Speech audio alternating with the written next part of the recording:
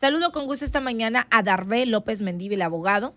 La Suprema Corte de Justicia de la Nación alcanzó de último minuto la votación calificada para declarar la invalidez de 3 artículos de la Ley General de Salud que regula la objeción de conciencia. Los artículos invalidados son el 10 bis, segundo y tercero transitorios de la Ley General de Salud, que regulaba la objeción de conciencia y garantizaba a medios y a personal de salud negarse a determinadas intervenciones, incluida pues la interrupción del embarazo por cuestiones ideológicas o religiosas. ¿Qué significa esto? Nos va a platicar Darvé. Darvé, buenos días, un gusto saludarlo.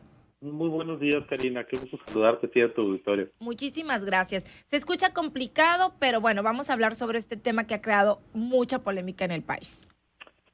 Bueno, pues en realidad no es tan complicado. La objeción de conciencia es un mecanismo que tenemos todos los seres humanos para objetar cuando nos enfrentamos a una situación que nos representa un dilema ético, un dilema religioso, De filosófico, conciencia, pues. que puede atentar contra nuestras creencias. Ujú. Lo llevamos al tema de las profesiones.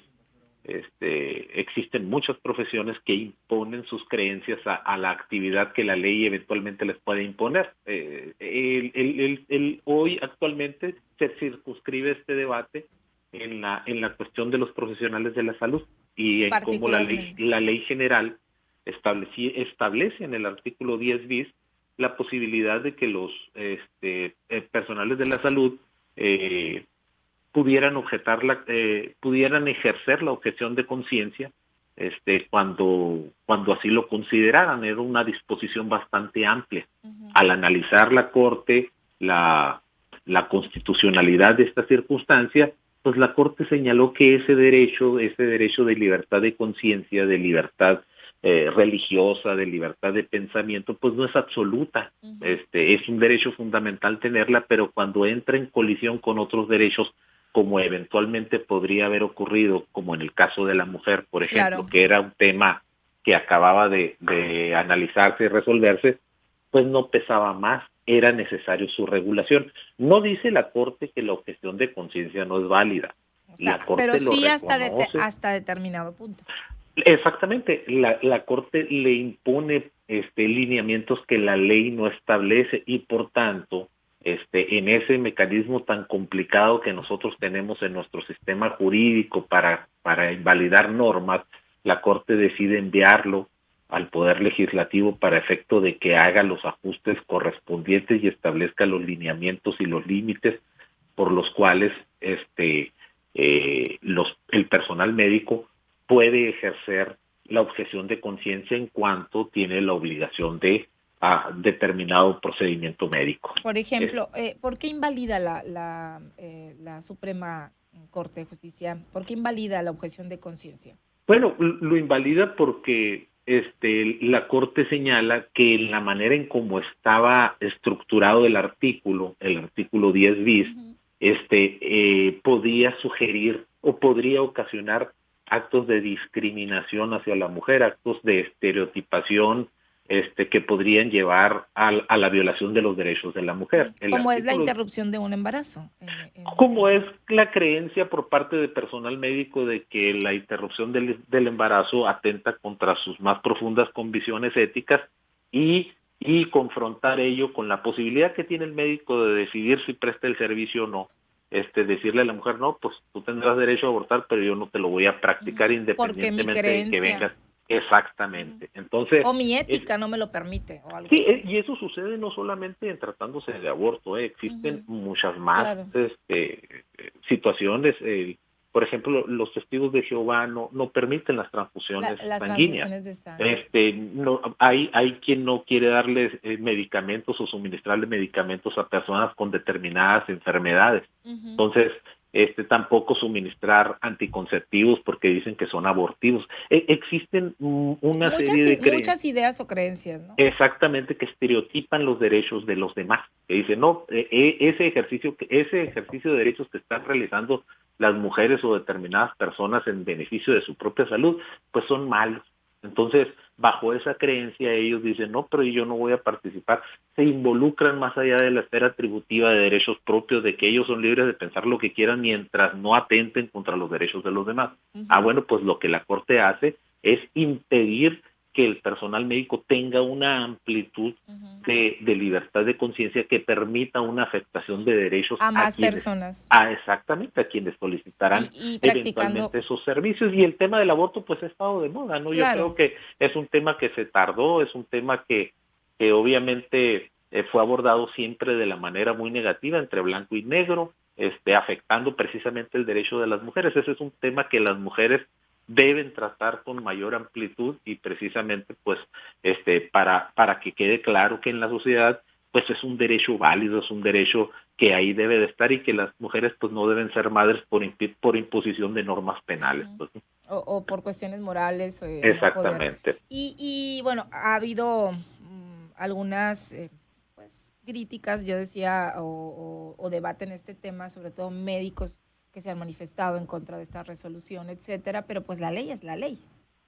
Claro, están en defensa de sus propias creencias. Pues ¿Podrán ampararse? En este caso, por ejemplo, antes se amparaban o se podría amparar una persona con respecto a este tema. Ajá, pero ahora, ¿podrá el médico ampararse con esta resolución? ¿Un médico ampararse? No, las resoluciones que se toman en análisis de acciones de inconstitucionalidad no son susceptibles de ser combatidas por medio del amparo, pero lo cierto es que no se les va a invalidar. De hecho, hay un reconocimiento de que es válido para ellos tener un pensamiento. Lo que está haciendo la Corte es imponerle al Poder Legislativo que establezca lineamientos. ¿Qué lineamientos? Bueno, ¿en qué momento el médico puede objetar la conciencia para efecto de no dañar al paciente? Es decir, no permitir que un caso que eventualmente no es urgente se convierta en urgente por la indulgencia del médico de decir, no, yo no quiero, pero y no quiero que te lo hagas tampoco, y permitir circunstancias que afectan.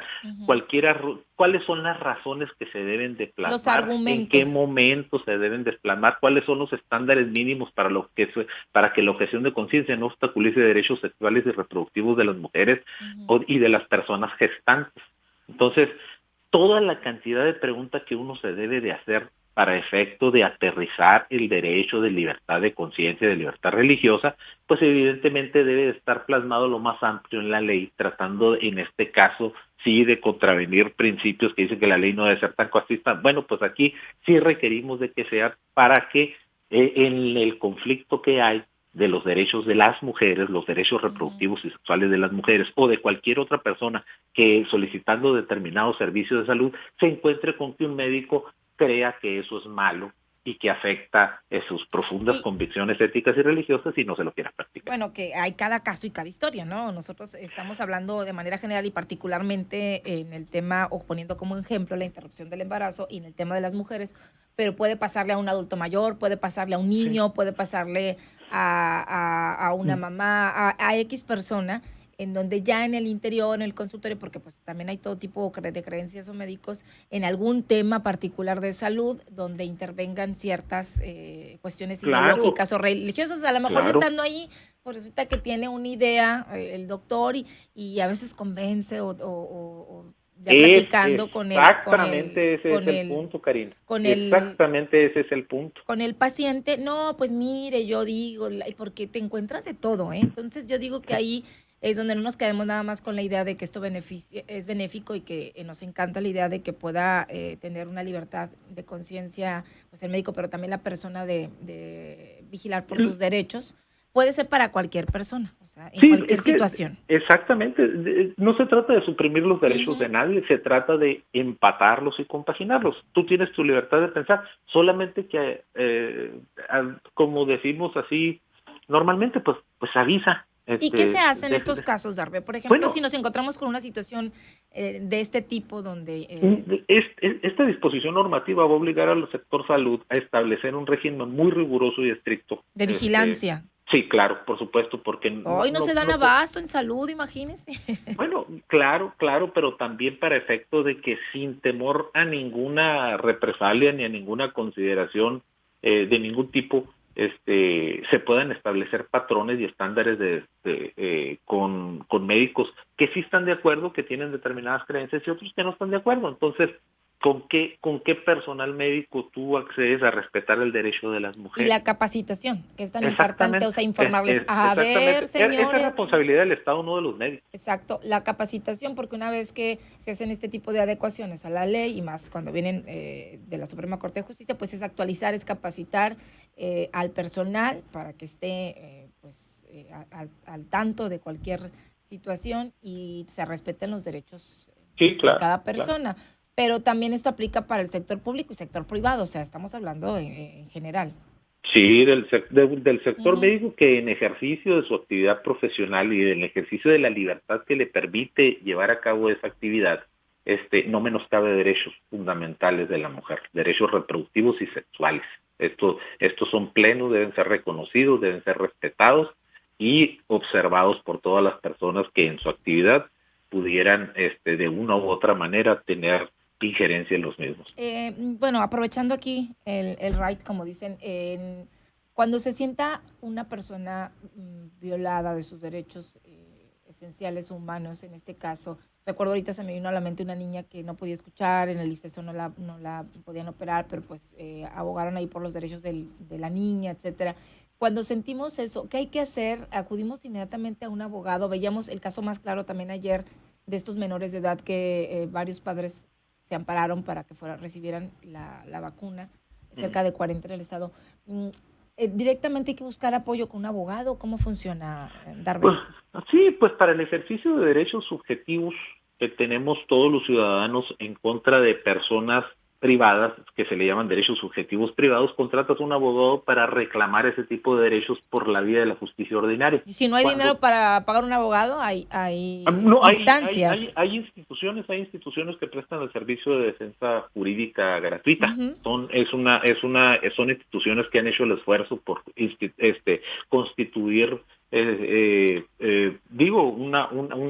un grupo de personas como la institución de la Defensoría de Oficio. Ha estado muy desacreditada, pero de manera injusta, porque prestan servicio muchos profesionales muy preparados que sí Ok. pueden ayudar. Hay otras instituciones, yo pertenezco a la Barra Sonorense de Abogados, Ujú. también presta servicio El bufete al jurídico de la Universidad de el bufete Sonora. jurídico de la universidad. Es decir, existen maneras de hacerlo ver, incluso ya las instituciones públicas, en este caso involucrados los derechos de los menores, pueden hacer valer la solicitud de los padres en determinadas circunstancias. Oye, yo quiero la vacuna ¿A para dónde, mi por hijo. ejemplo, acudiría? Sabemos que andan abogados por ahí, pero ¿a dónde podemos ir sin Sí, pagar? a los que te comento, A Karina, el ellos. Instituto de la Defensoría de Oficio, de la Defensoría Pública, pueden acudir al bufete jurídico de la Unison, pueden acudir incluso a la Barra Sonorense de Abogados. Hay muchas instituciones que les pueden brindar ayuda. La Barra Sonorense de Abogados incluso estaba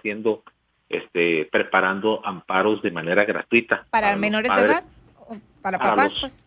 para los padres que requieran la ayuda o la asesoría para efecto de solicitar por vía de amparo la vacunación para sus menores hijos en COVID. Muy bien, Entonces, pues, esos son servicios que se prestan. ok. Pues yo agradezco mucho, Darby, muy interesante la plática. Ojalá que podamos seguir platicando sobre otros temas. En tanto, le deseo que tenga gran día y muchas gracias por recibir Muchas la gracias a llamada. ti por la invitación, Karina, y estoy siempre a tus órdenes. Un saludo a tu auditorio. Muchísimas gracias, Darby López Hasta luego. Mendívil, abogado.